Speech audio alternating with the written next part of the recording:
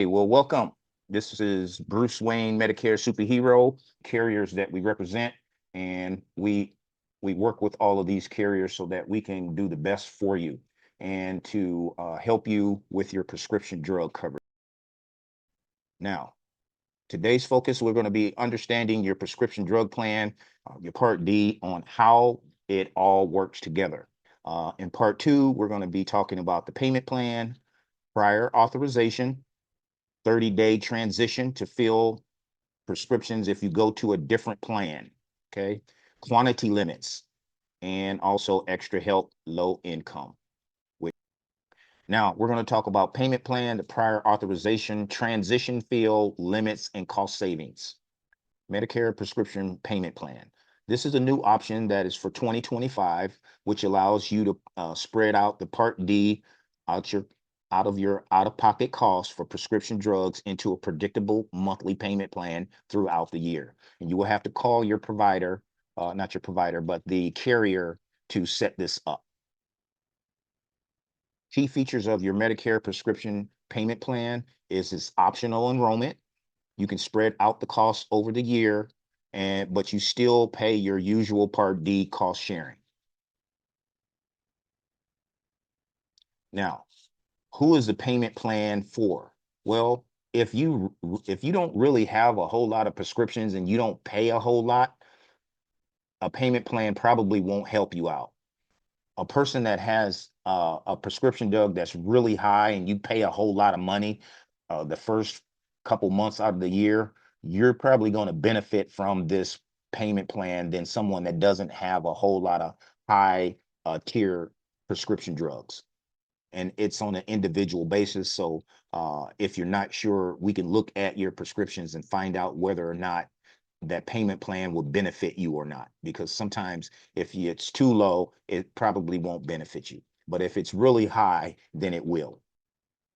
Like I said, why should you consider the Medicare plan? Individuals have high prescription drug costs and you can spread it out over the year. So if you have a payment of $4,000, you used to have to go up there and pay that 4,000 before they would give you the prescriptions. Now, if you have that high cost, you can spread that out over the year.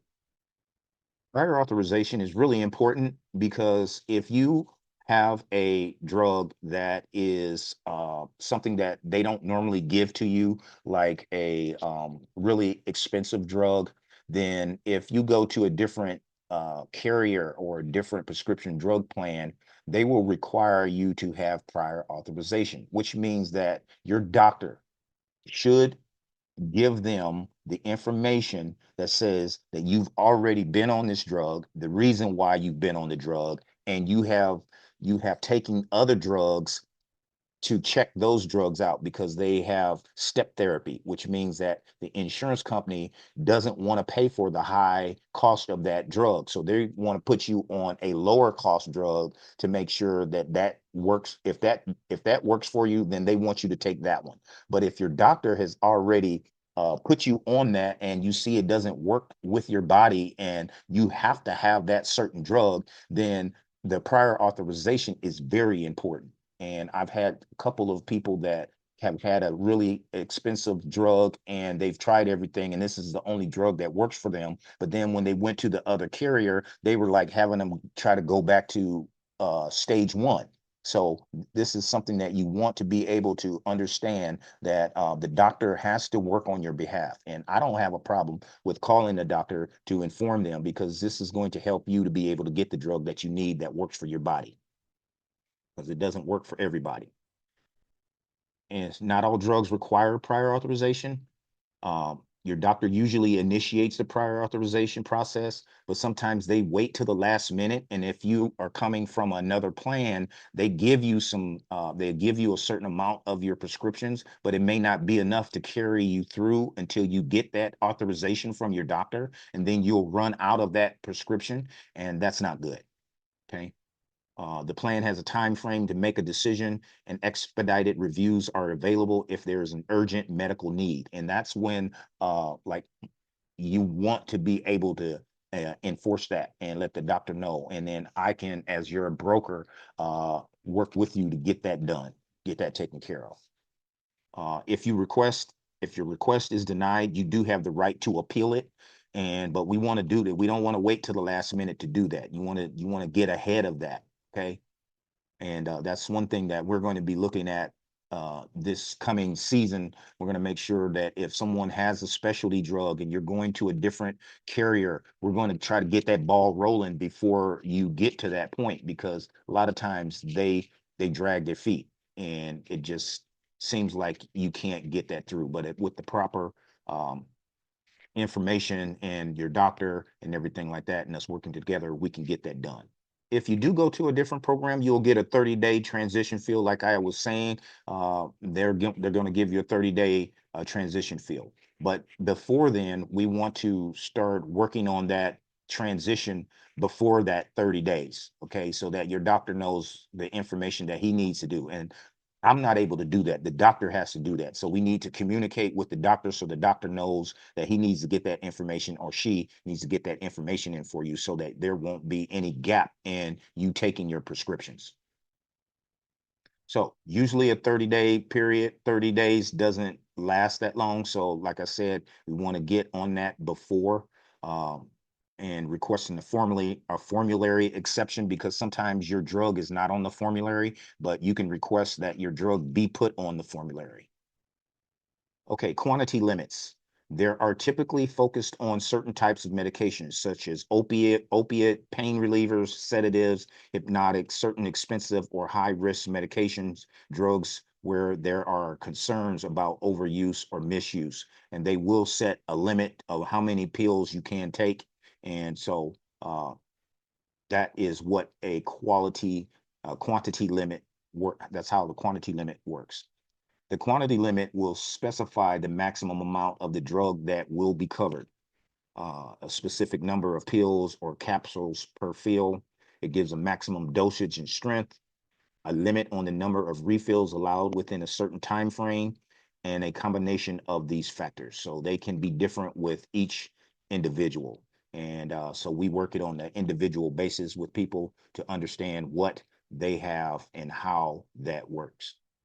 And sometimes it can be very frustrating if you're not aware of these different types of situations, because you need your medications, and these are some of the reasons why it's being held up. What happens when a quantity limit is exceeded? You must have to pay for the full cost. You may have to pay for the full cost if you exceed it. Your doctor may need to contact the plan, submit a prior authorization, like I had mentioned before, and the plan will review the request. They may approve or deny the request. So you always have an opportunity to appeal it if they deny it. I don't know if you've heard of Extra Help or Low Income Subsidy. It's a Medicare program designed to help people with limited income and resources afford the Medicare prescription drug coverage. And if you're not sure, you can apply for it, and we will give you information on how to do that. And it does help people to afford their medications. I had a lady that she wasn't for sure that she would qualify. She felt that she wouldn't qualify, and I persuaded her to file an application anyway, and she did, and she was able to reduce her prescription costs. How Extra Help works: it reduces the or eliminates the premiums you may pay, or no monthly premium for your Medicare Part D. It lowers or gives you no deductible, significantly reduces or eliminated the in entirely your copay or that. And those who qualify for Extra Help often have a zero deductible. How to apply for Extra Help: you can call the Social Security. You can do it online by going to ssa.gov/extra help. You can call the SSA and at the 1-800-772-1213, or you can go to your local Social Security office. Is your current drug plan truly meeting your needs? What are your priority medication needs? Are you unsure about the different stages of Medicare Part D coverage and how it will impact your out-of-pocket expenses? Or do you anticipate any changes your prescription drug needs in the coming year? These are the things that we're going to be focusing on and helping you with to make sure that you have the right plan that fits your individual needs.